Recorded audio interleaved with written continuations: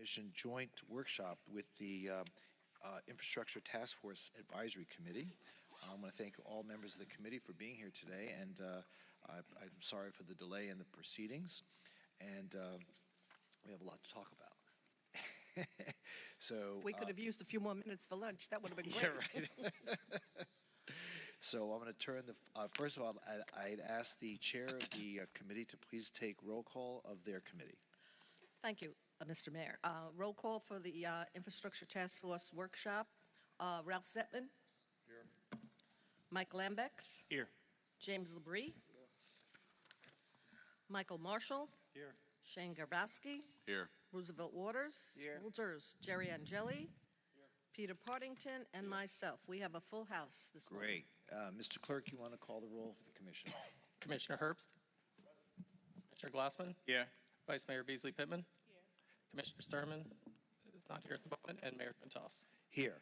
So thank you so much again for being here, and I'll turn the floor over to the chair. Thank you, Mr. Mayor. Well, we are delighted to be here, all of us, and you guys invited us. So we're happy to be here. We invited you because there are a number of things we want to discuss. Mr. City Manager, do you want to begin the conversation? Sure. So one of the topics that I think is very important for the future of the City of Fort Lauderdale is determining the path for a new City Hall. So just to bring up to speed everyone, we received a motion and direction from the Commission to evacuate City Hall. Later on today, we're going to talk about the existing conditions and what the future may be. In addition to that, we're looking at how we can perhaps determine how City Hall will look like in the future. So some of you have provided some feedback from members of the Commission on what would be some options. And so I've received 6 so far. And so there are many, many options available.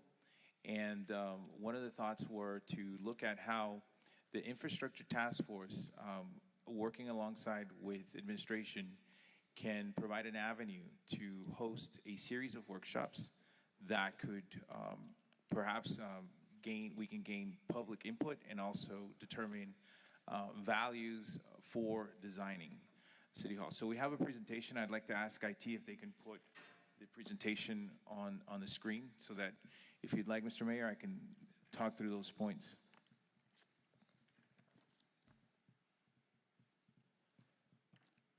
IT?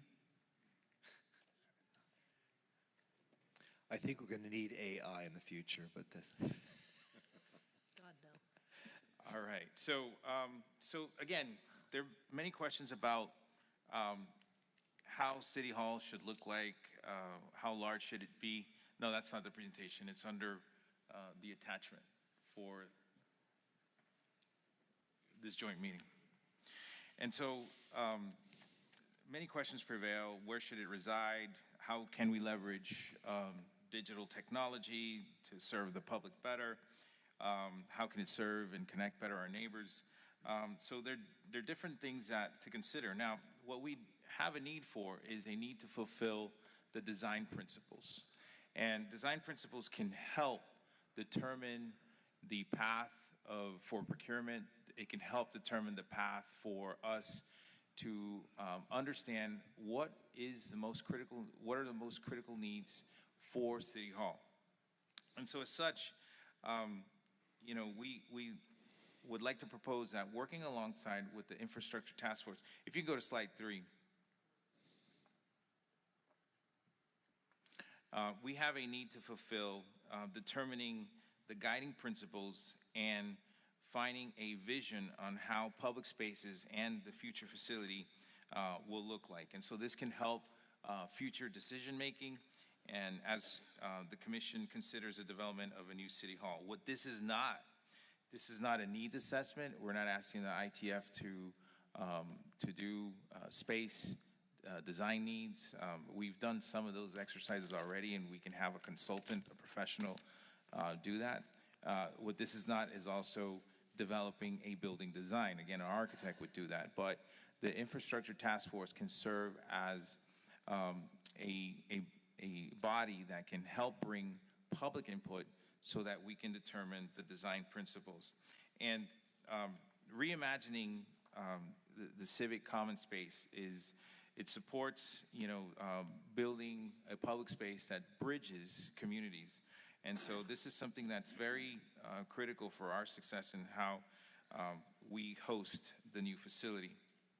So just to give you an idea, the guiding principles, if you go to the next slide, guiding principles are what we will use again for decision making.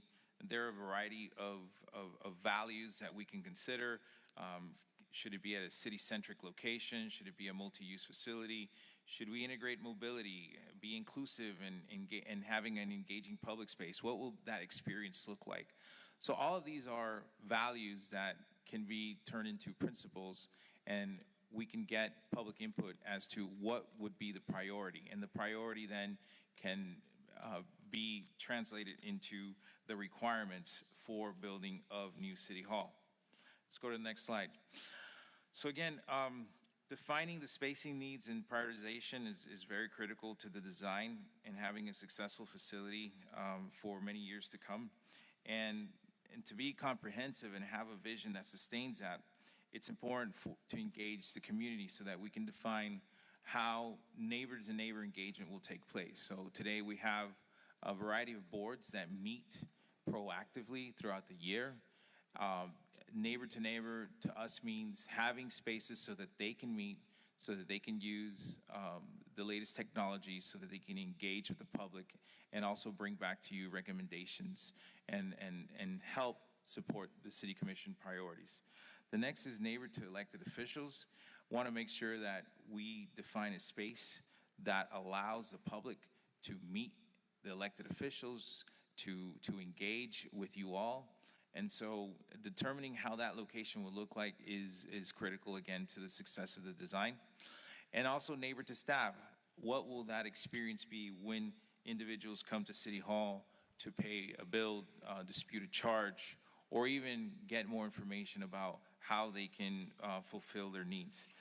So again, these are some of the design principles and also how we can prioritize the space. And we feel that the ITF have enough passion and individuals that can help shape these values. And the way that we could do it, if we go to the next slide, is, for instance, hosting a series of workshops. So think about this as being a visioning series of workshops that helps bring values from the community to determine the guiding principles, to determine how the space will look like, to determine what amenities and features the new City Hall will have. We can even have one to talk about financing and procurement, and then one final one that can bring all of these elements together and have these for you as a City Commission to adopt and implore. And so this would be a series of workshops that we can hire a professional facilitator to assist with a variety of exercises that will bring community engagement, public input, and again, keep building on the design principles as a final work product for the Commission to adopt. So these would be the next steps, and we have already engaged a variety of firms that can support this, and they are willing to do this and very available. And so we'd like to start this process as soon as possible if you all wish, and now would like to get more guidance or recommendations from you all. Okay, so essentially we're looking to partner with you, every one of you, and try and move forward and try to decide, how our new City Hall is going to, where we're going to put it, what it's going to look like, and how we can integrate it into the services that we provide to the community. We feel it's important that the community be engaged in this process, and so thank you to the city manager for putting down in these various slides the process and the sequence of events that need to take place. We really need your help. We know there's a lot of talent on this board and that we feel that your engagement is going to help us, help us find the best path forward in trying to put together a new city hall. Unfortunately, our hand is forced. We have to do a new city hall. That question has now been answered, so there's no debate about that. I do have one question, though. Are we still in City Hall, Greg? When you say we are still... do we still have boxes and equipment and stuff still in City Hall? There are still certain items. We're moving out those, yes. So, I mean, at some point, we need to make a decision about that building. Like, we need to demolish it, I would imagine. I guess we're going to be talking with regard to that. I don't think we've had that discussion yet, but based on our conversations with FEMA, to rehabilitate that is going to take several years and many millions of dollars. So I think as a commission, we need to have that conversation at some point. Yeah, and that conversation, you'll have an opportunity to hear from staff about the latest update of City Hall and what we're expecting to pull the plug, to say about, hosting it with AC, because right now we're maintaining the facility in a shape so that we can preserve some of the elements that are inside, but there's going to be a point that we need to stop that. Right. And right now we're just, again, gathering space, office space, and where different individuals will go, but we're looking forward to doing that in the next 30 to 60 days. Okay, great. Any comments from the board? Yes. The city manager came to our last scheduled meeting, and we had this preliminary discussion. And I think to a person, we were all very happy to be asked to do this. And for historical purposes, you should know, the people who are new, that we have, in fact, done public outreach. And when we were in the very beginning, when we were doing in 2018, we had a series of workshops in each of the districts. And we invited the public, and we played the how would you like to spend your money game. We gave everybody money, and we said... On this particular project? No, on infrastructure in general. Total. Okay. Sidewalks, sewers, streets. Okay. And people put their money down on what their priorities were. It was fun. It was a lot of fun, and it was very informative.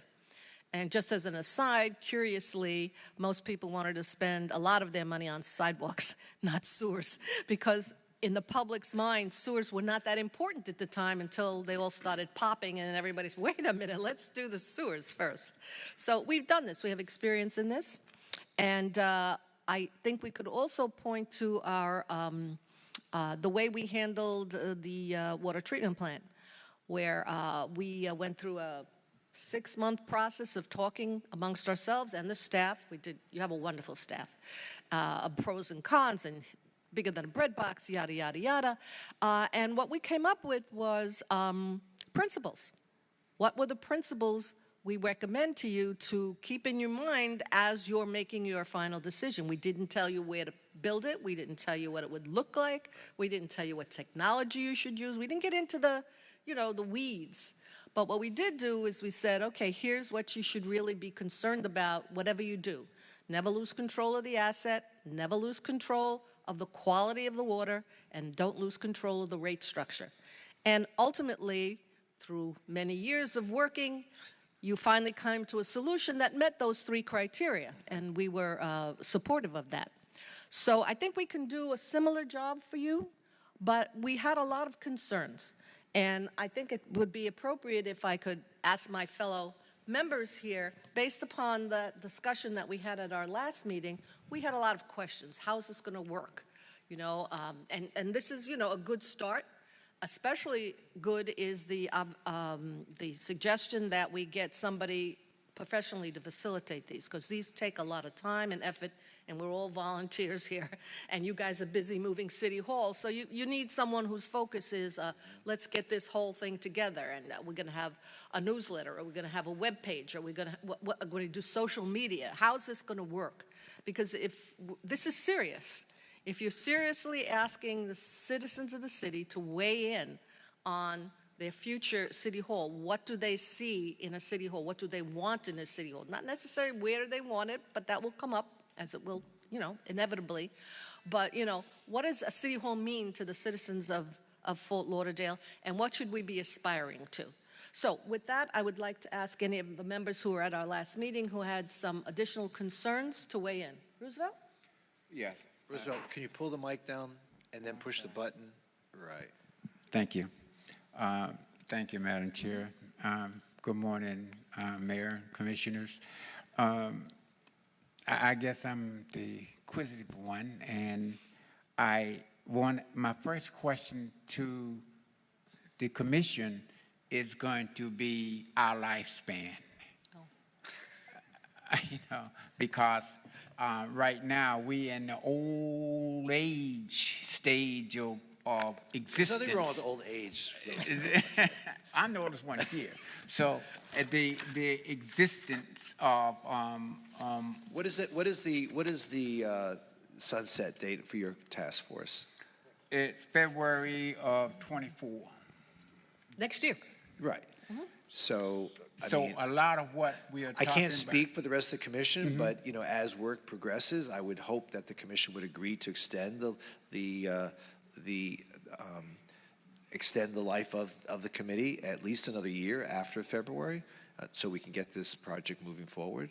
So, I mean, We again. can- we'll- we can we'll talk get- about that. Yeah, we'll get Okay. there. We'll get there. And the next thing would be, as we look beyond the horizon, I would expect that you will want both short-term and long-term recommendation coming from us. And my thing is that it's not like shoes, you buy them to fit now, but we will need to build for future use, which means the in-reach, she called it outreach, I call it in-reach. With the community is a little more difficult because the smart ones out there is going to see that you are spending beyond your current need. But if you do that, then we'll be in the same situation as we do when we build highways. We start off building highways for today. By the time it's finished, it's already obsolete. And we don't need City Hall to be that way. I think we should have the things that was in the presentation by the city manager plus, and that's money. And I know that, as you said earlier, it's not a question now of when to get this ready. It's now. And I know that you did not have in your budget to build a city hall in the next few years. So it's going to be a difficult task for all of us, but then it's going to take all of us plus all the community to make sure that we end up with a project. And I used in the last meeting the Charlie tuna thing. He said he was a fish that had good taste, but the fishermen were looking for a fish to taste good. And so we have to have a place that is functional well and not just look pretty. Okay. Next person? Mayor, if I could just Yes. say one thing, I wanted to just alleviate the fear of Roosevelt. But on December 21, 2021, we actually did extend this committee to terminate on February 18th, 2025. Oh, yeah? Oh, Okay? We Good did to that by know. resolution. Okay, and so we got the year. we So did- you're back on life Yeah, support? we did that in December of 2021. I appreciate that. You're good. welcome. Excellent. All right. So no James. vacations until then? Yeah. James? So I have two comments I wanted to say. First of all, City Manager, on your slide presentation, in the third slide where it says what this is not, you say perform needs assessment. Could you elaborate on that, please? So looking back at the third slide, what this is not is a needs assessment. That's a more involved process. We actually had that done. Yeah. We hired a consultant about 3 years ago when we were working with the county, thinking we were going to have a joint government center. So the county had an organization called Ziskovich. And Mr. Ziskovich's firm was hired to do a needs assessment. That needs assessment is sitting on our shelf right now, determining what our needs were. Under Chris Lagerbloom, he engaged, the commission, of course, approved it, but that's who he worked with at the time, and that needs assessment's already been accomplished. But my question really is, what's in that needs assessment? So we could share that, and that's part of the process. Can we go to the last slide, please, IT? Before each workshop, we will provide as much information as possible, or even do research and show case studies. This is actually something I learned from the Harvard, right? To make sure you have as much information available, so you can bring that download, and you can have an idea of what we have already so far. I'll tell you that spacing allocation is something that we should look at what was done, and that was done prior to COVID. We should look at today, the future of work, and perhaps take one more iteration of it to refine it and see how the future of work impacts how we provide the service delivery. So that would be an architect or someone with experience that can help guide that conversation. Let's go back to the third slide, please. And one more slide, please. One more. And also, this is not to develop a building design. An architect would take your requirements and would craft it more precise, and that would be the plans to be used to construct. I understand the portion about the design. In my experience as a healthcare management consultant, one of the things we always did when we went into a health system was to do a current state assessment. And those were data-driven assessments. And I would hope then that, city manager, you'd be able to provide similar kind of data regarding the number of employees, departments, job positions, et cetera, which are resident-facing, which are not, who interacts with the leadership of those departments, et cetera. Do you think that's possible? We can certainly bring all that information to the table. And that's important, because that originally, when we discussing needs assessment, was to create a space where people could be interacting with one another, rather than being, right now we're spread out all over the city. And that was a goal when Mr. Descovich was directed to give us a needs assessment. So you're absolutely correct. That is a priority. Interactive necessary, I would say. Okay. So if I could just combine Actually, could I jump in on this? Yeah, sure. I want to add to that, and this kind of ties in with what Greg was saying. It's conversations I've had with him, and I've mentioned it a number of times. I know Jim heard me talk about this last night in my district meeting.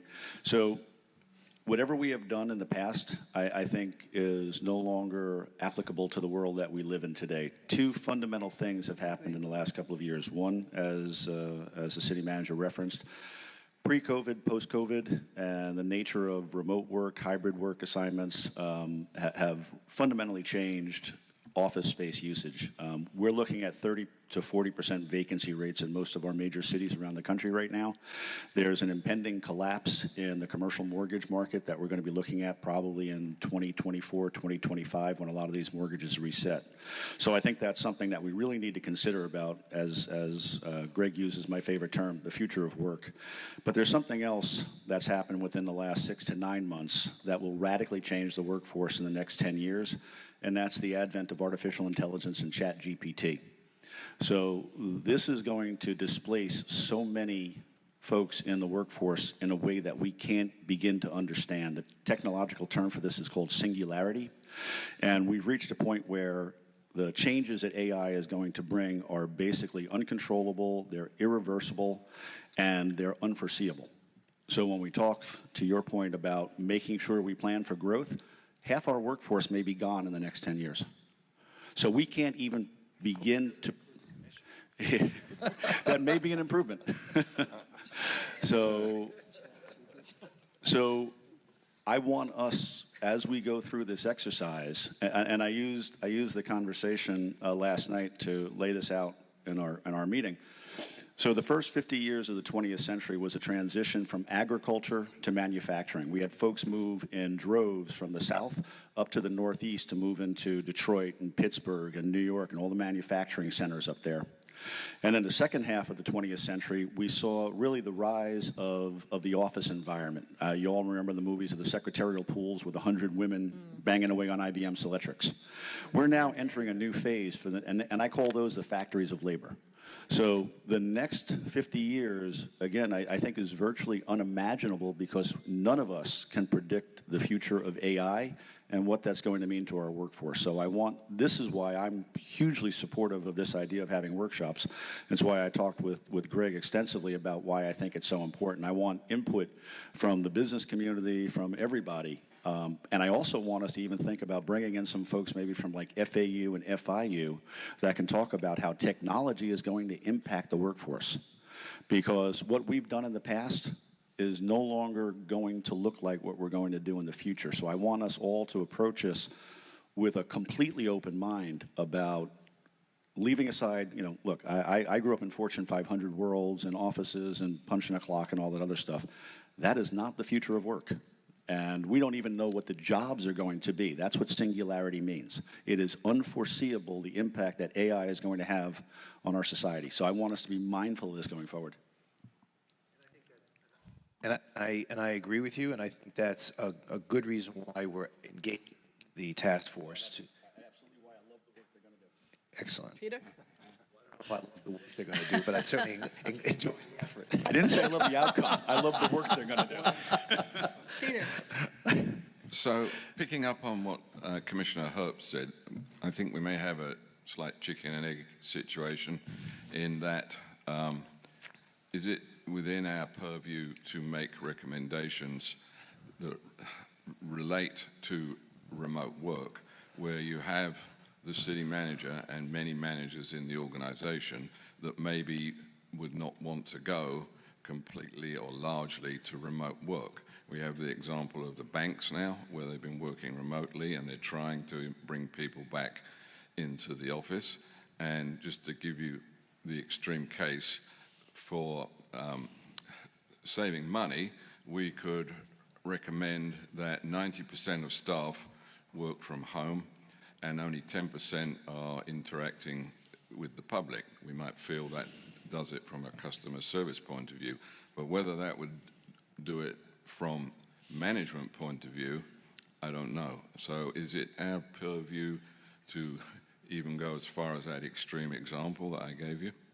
Well, I don't know if the numbers are accurate, but I do know that the dynamic has merit, and I think that be part of your investigation. That our charge to you, working with staff and talking with directors and seeing what they see as the future of how their operations will function and interact with other departments. Because I know, 3 years ago we had one mindset, and then COVID happened and discovered that there are all kinds of technologies of interacting. For example, as an attorney, I very rarely go to the courthouse now. And all those businesses around the courthouse have dried up and have closed up, right? So, and we all have Zoom meetings and Microsoft Teams meetings and all that sort of thing. So the point is well taken, but there is a point beyond which it won't be taken. I think that there will be some need to have human interaction, and I think that we'll hopefully, with your working with some of these consultants, that we'll be able to come up with some conclusion as to how we can proceed. I mean, it's like every new gadget you see at Best Buy. Well, by the time it's invented and by the time it's put on the market, it's already obsolete, So we're never going to be able to fully keep up, but we can certainly get to a point in time where we feel comfortable in being able to create a building that is operational, functional, and will meet the needs of the community, and at the same time restore the viability of our city functioning in a cohesive fashion, because right now we're just scattered all over the place. So those are the things we'd like you to be able to research and bring back to us with recommendations. And Mayor, I think it's also worth noting, even Zoom has asked their folks to come back to the office. Is that right? Yes, yes. So I don't know if I agree. I don't know if I agree with the thought that we should just plan on everyone working from home or not being in a building. I'm not that quick to rush onto that bandwagon yet. And I would also note that the occupancy rate of commercial space in Fort Lauderdale is nowhere near the average in the rest of the country. We are very, very full and building more, but we are not approaching any of those percentages that the rest of the nation is seeing at all. That's all. Thank you. You're right, Commissioner. We're only at about 16% vacancy rate, so we're doing a lot better than some of the other cities. Gerald, did Gerald, did you have some comments? First of all, I want to thank Commissioner Glassman for a cogent commentary about the state of affairs with respect to not only the infrastructure task force, but the nature of work. Those items that require human interaction are always the problematic ones. I've never heard any, and this is about customer service. You don't mean problematic. You mean the challenge of achieving.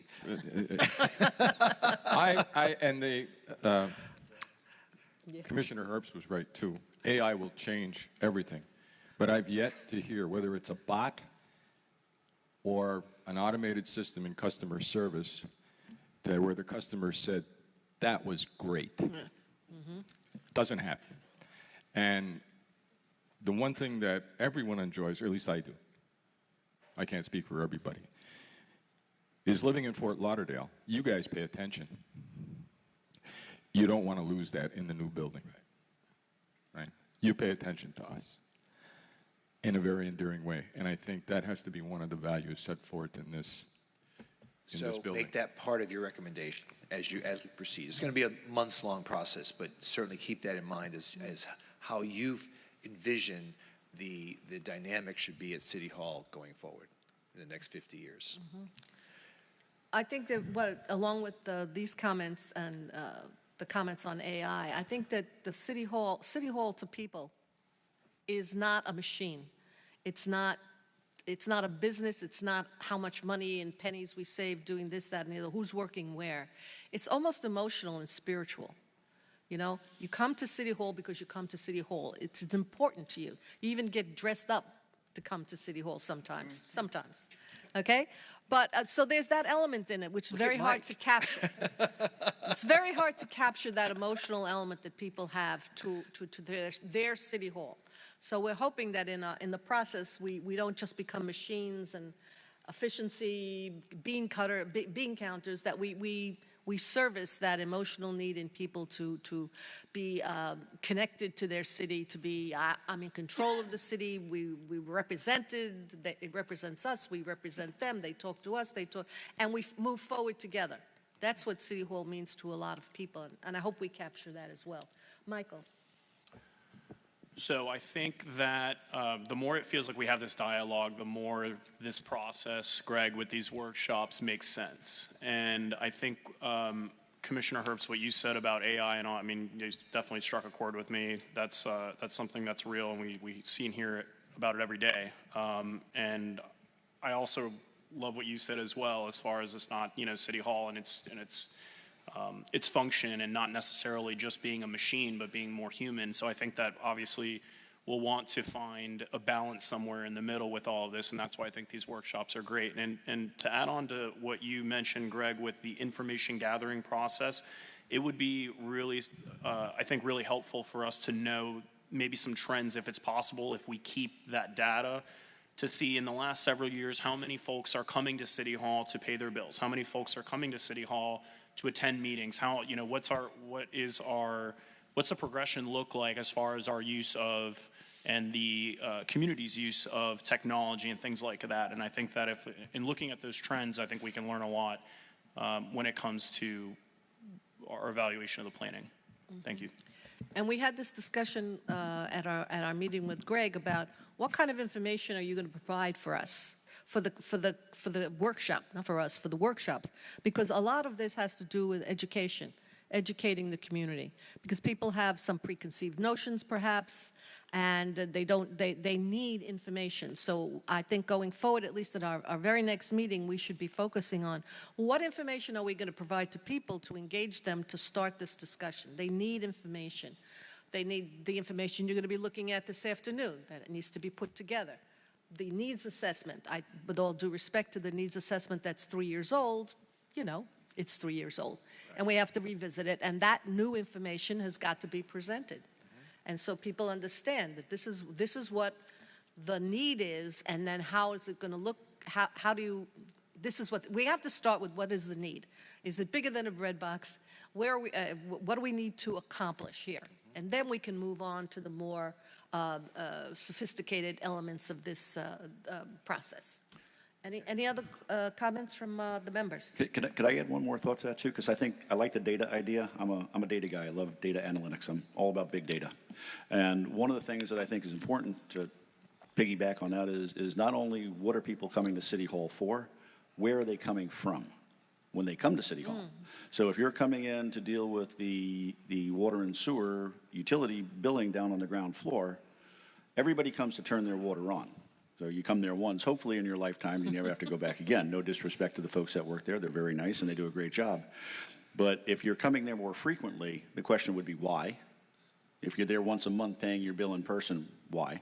And where are you coming from? Because I'm a big proponent, and you make a good point about doing business online. I do as much as I can online, all my bill pay online, but not everybody has the access to the internet and so forth. So I'm a big proponent of moving the services to where the people are and not bringing the people to where the services need to be. I don't want to bring everybody to downtown if they're coming from the neighborhoods. I'd rather put smaller operations out in the neighborhoods, storefront, you know, maybe for utility billing in the areas where they're coming from. And I think that's what the data will tell us, is where are the people coming from, so we don't force them to have to commute all the way downtown, find a parking spot, come into City Hall to do their business. So I think that's an important aspect in the data collection. Maybe you make a deal with Publix. People go to Publix to pay their water Publix, bill. Why post not? offices, Bank of Walmarts. America. Didn't we used to have, didn't FPL used to have places where you could pay I your don't electric- remember. They did, They yes. did. Yeah. We used to do that years So ago, maybe we're Mayor. going back to the future again on some of these things. Anyone else Okay. from the commission have any comments? I do. Yes. Good morning, and thank you to everyone for, is it still morning? Good afternoon? Good afternoon. Thank you, first of all, for coming and being willing, because what I'm hearing, you are willing to commit to this task, and it is definitely appreciated. I'm asking, with this process, we do know it was without talking about the 50 years moving forward, that we make sure that in this planning, in the preparation of making this, receiving this great city hall, that we are not stuck in the current day. And I do hear that we're already thinking about the future and how to approach it and how to engage the logistics, how to engage the demographics, because it is so true. Things are changing daily, which we know and we witness. And if you are, many of us have our children, our grandchildren, and just to watch them interact with agencies, with companies, they prefer to do whatever they need to do online. They don't necessarily want to go to a brick and mortar. So understanding that where we are, the torch is changing. The torch that we're handing over, it's not necessarily being accepted, is what I'm trying to say. We're giving them a brick and mortar that will do what we are accustomed to. It's not necessarily what they want.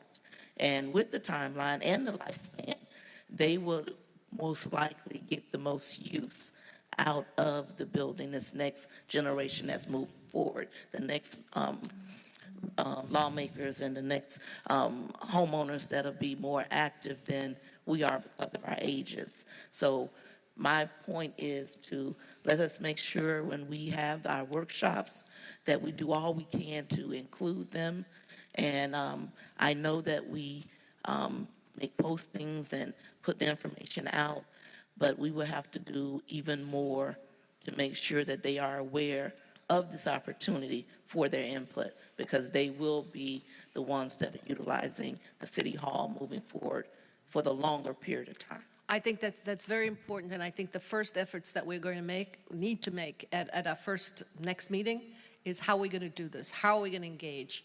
I mean, social media is so important. If you're going to get, you know, that younger generation, we can't just, you know, post it on the city's webpage and expect everybody to show up. So we're going to have to be a little more creative on this, take advantage of some of this forward-looking technology to draw people in. maybe a survey. I don't know. That's what we need to do. That's the first thing we need to do. As a planner, I know that that's the first thing you need to do. How are we going to do this? How are we going to get people to participate in it? Otherwise, there's no point. And we could all sit here and we could make these decisions ourselves. If you can't draw people into this, engage them, make them, feel happy to engage, thankful to be engaged, that's the first step. We're working on that. Just real quick. Yeah. So Yeah, Commissioner- wait a minute, we got two more I'm sorry. comments. Okay. Yes. Roosevelt and James. Mine is very quick. Commissioner, I don't think I'll publicly thank you for being my commissioner yet, have I? Well, thank you. That was it. Oh, very nice. Okay.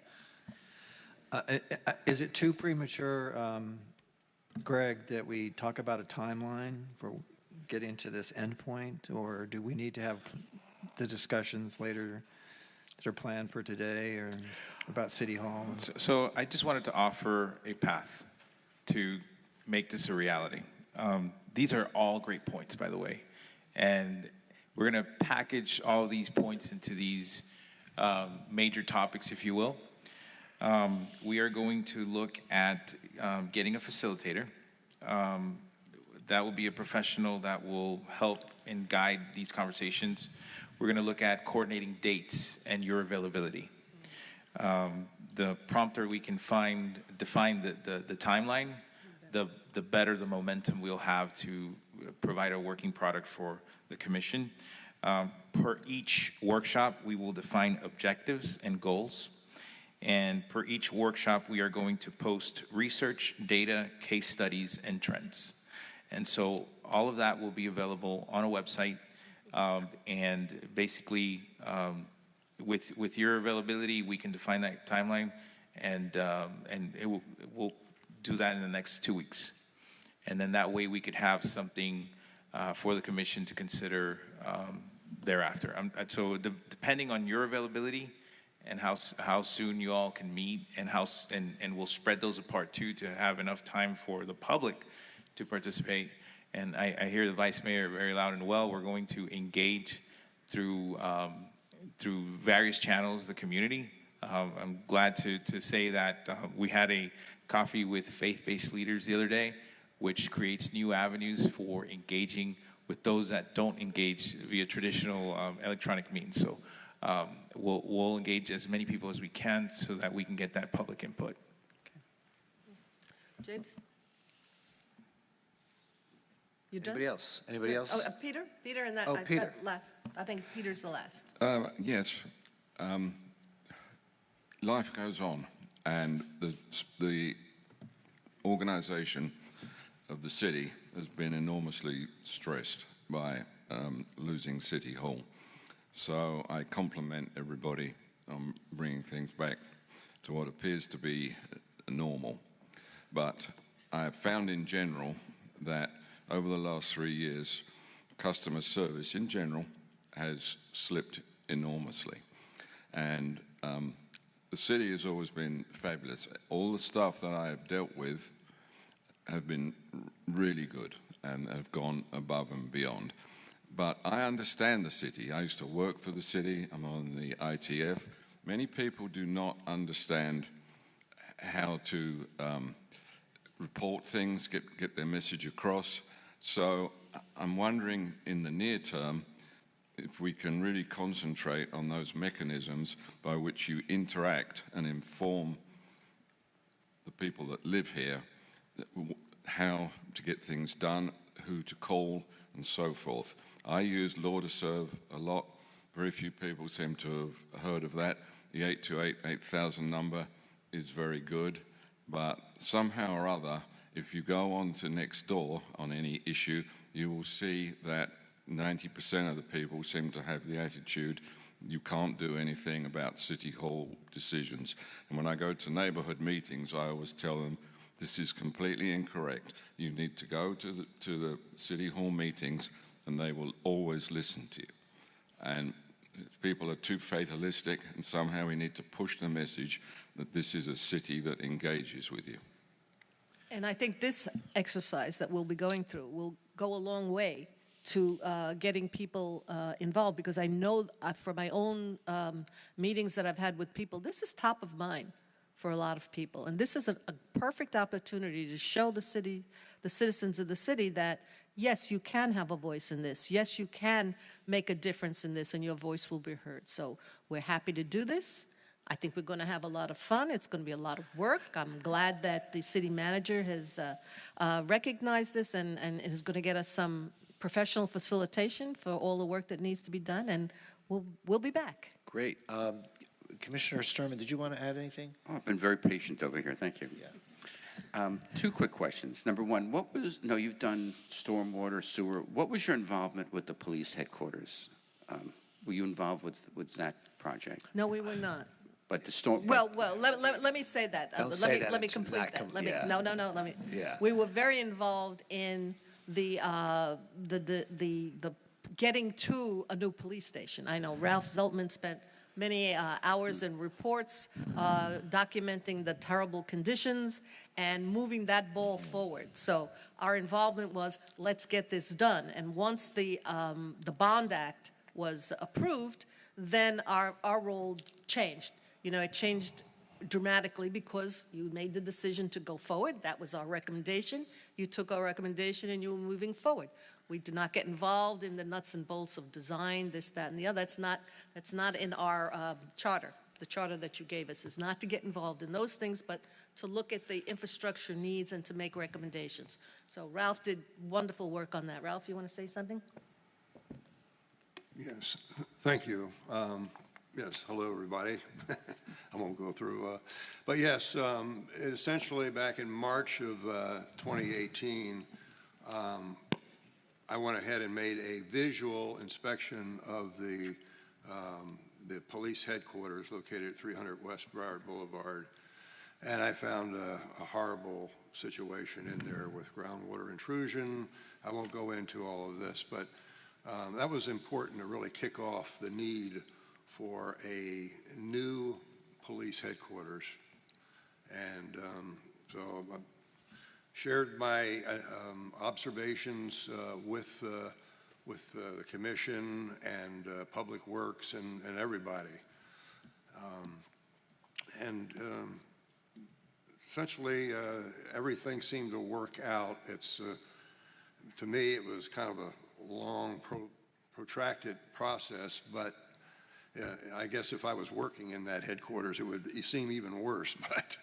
But it came out, and everything seemed to be moving forward, and where we are to where we are right now. And Commissioner, the subject came up about public engagement with regard to the police headquarters, but I think the commission at the time deferred to the police to make a lot of those choices, because it's different than City Hall. You know, the police department, they have their own needs and their own expectations and their own understanding of how things work.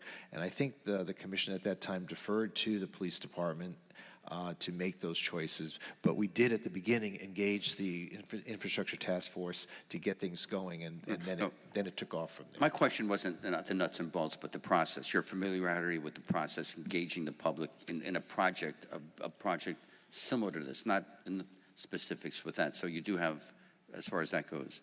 Number two, city manager, just to allude on something that we had discussed in our meeting, you touched upon it, the time frame on this piece, as well as what do you envision the overall time frame for the project on a global level? So I've spoken to various facilitators, and they said that the sooner that we could have these workshops and have them in close proximity, maybe a month apart, maybe 3 weeks apart, the more engagement and momentum we'll have. So anywhere, I mean, right now, I can't say I need availability, but we'd love to come back at least anywhere between 6 months to 12 months with some recommendations.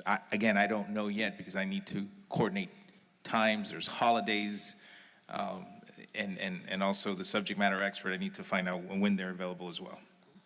Okay, thank you. Any other questions from the commission?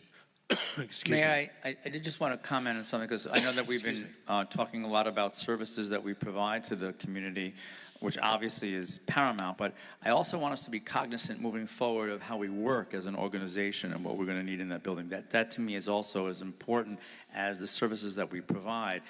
So I do want to hear from the city manager how he sees us working in the future.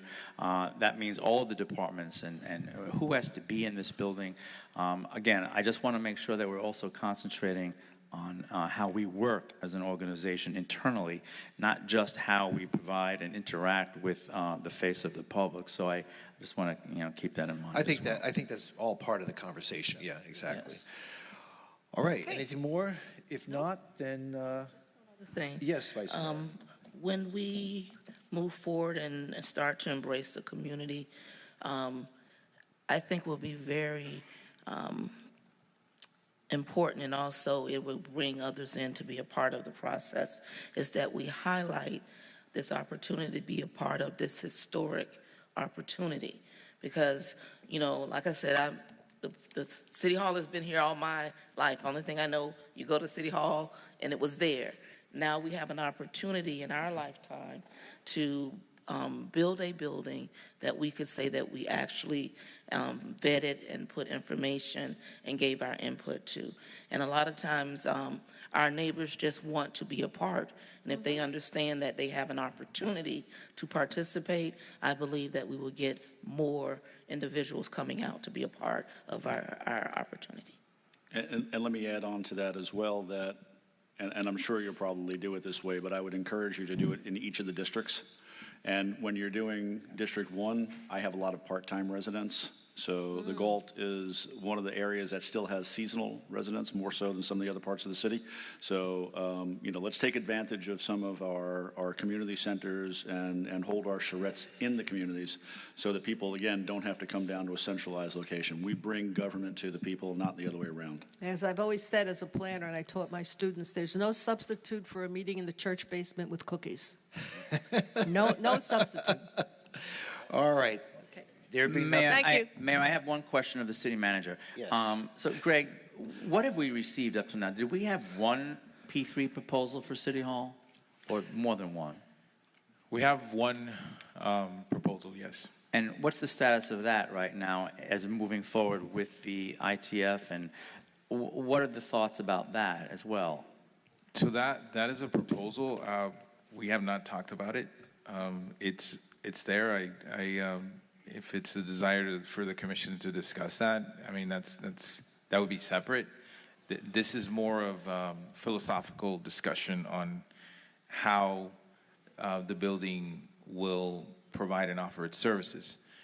These workshops and the result of these workshops can help you all review future proposals. So I would strongly recommend to have these workshops because they will help in your decision making.